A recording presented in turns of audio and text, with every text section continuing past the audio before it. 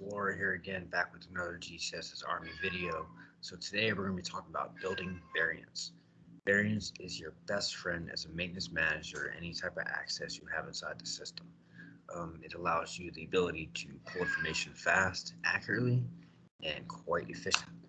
So let's show how to build a variant. So you can pretty much build a variant for about everything. A couple of the main ones you want to build one for is your ZOREP, your ESR. I personally, at the battalion brigade level, I like to pull VL06I so I can see if they're actually picking up their O2 parts and how fast they're doing so. So today we're just going to focus on the ZOREP. Now this method will apply for any variant you want to build.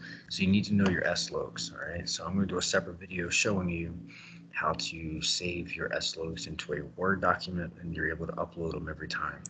So you can put in your first one here, you can click here, and you can just in different S-logs, all right? You can hit execute. So you go up here, go to variant, you can save as variant, all right? So variant name, I'm just going to go subscription. All right, make sure you hit the save. All right, so down here at the bottom it says variant triple alpha 1 saved. So go back, open up this, next thing, go up to variant, go to get. Now you can share your variants with other people, so if they do want to use your variant, make sure that they clear your DoD out of there. So I'm going to go triple alpha, execute. All the information is preloaded, you're able to execute, and you're able to view the overages.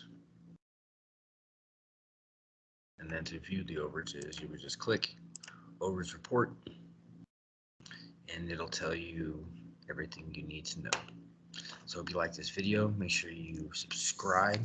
I'll be dropping several videos in the next couple of weeks. I'm really excited about the shop stock series and the man-hour reporting series. I think that's two areas in maintenance operations that we fail at the most, so stay tuned.